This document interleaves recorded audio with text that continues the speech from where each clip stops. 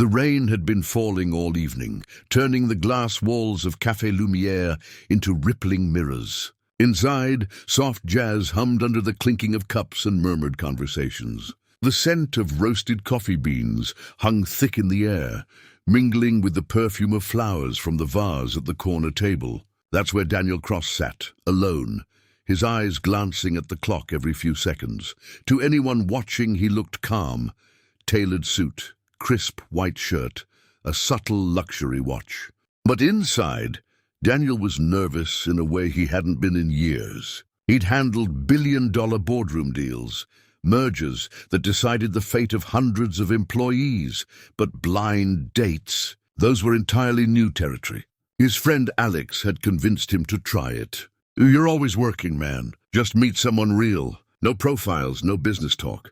Just two people." So Daniel had agreed. He'd texted briefly with the woman.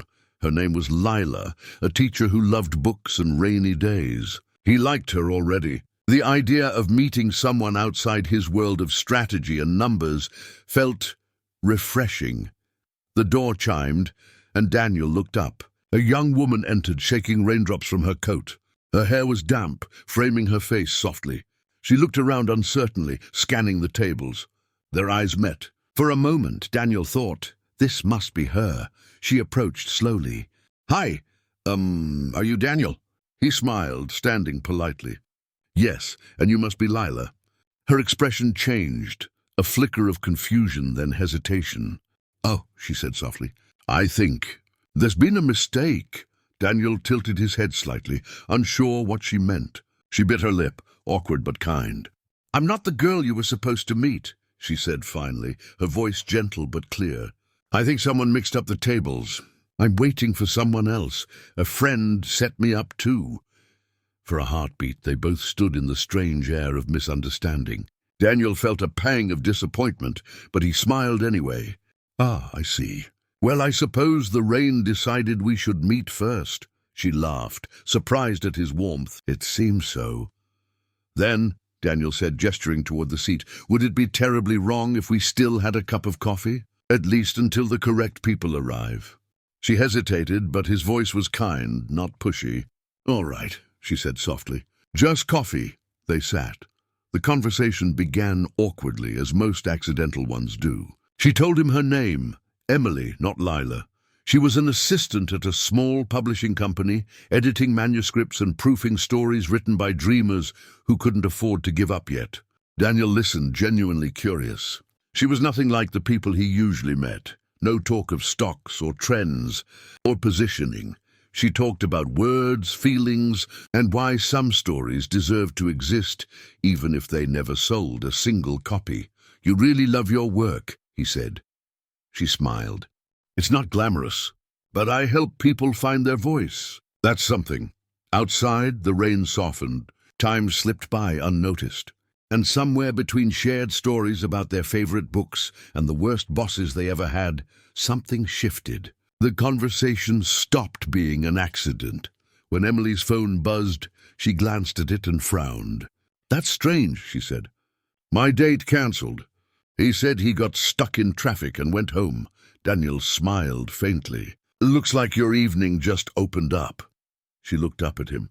His eyes were kind, steady, patient, without pretense. "And what about you? Shouldn't you be meeting your Lila?" He chuckled. "Maybe I already am." Her laugh came out as a quiet surprise, and for a moment she didn't know how to respond. She didn't know this man, but something about him felt sincere.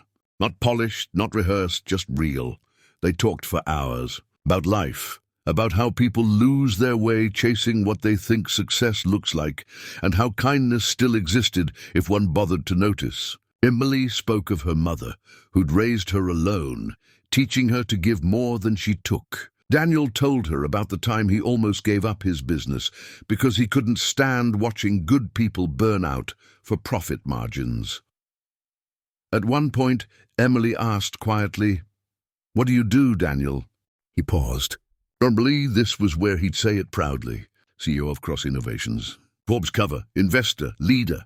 But tonight the words felt heavy. "I run a company," he said simply. She nodded, uninterested in titles. "Do you like it?" He thought about that longer than expected. "I used to," he admitted. "Now I think I just endure it. But maybe that's my fault." She smiled gently. "Sometimes it's not about changing your world, Daniel. Sometimes it's about changing what you look for in it." He stared at her, quietly stunned by how easily she'd said something he'd needed to hear for years. When the cafe finally dimmed its lights, signaling closing time, neither of them wanted to leave. Outside, the rain had stopped. Emily pulled her coat close as Daniel offered to walk her to the station. They strolled under the soft amber glow of street lamps, their footsteps echoing on the wet pavement. "Thank you for not minding the mix-up," she said, smiling shyly. "Thank you," he replied, "for not walking away." When they reached the station, she hesitated. "Maybe we'll meet again," she said. Daniel smiled faintly. "Maybe we were supposed to all along." She laughed softly and stepped onto the train. He watched until the doors closed. Something inside him felt lighter, as if the evening had left a trace of light in places long dimmed. The next morning, Daniel walked into his office, greeted by the quiet hum of productivity. Assistants darted between cubicles, screens glowed with charts, and the city skyline stretched endless beyond the glass. Yet something was different. He noticed things he'd never noticed before. The tired eyes of the receptionist, the coffee stains on an intern's sleeve, the way everyone seemed to move without looking at each other. That day, Daniel did something unexpected. He cancelled a meeting, walked into the break room, and asked the staff about their lives. Not their reports. Their lives. People stared, surprised, but one by one they started talking. About families, about dreams, about the things they missed. He realized then that success meant nothing if kindness didn't ripple through it. That night, he found himself back at Café Lumière. Same table, same soft music, same scent of roasted coffee. He didn't expect her to be there, but she was. Emily sat by the window, reading a manuscript. She looked up, eyes widening when she saw him. "You again?" she teased.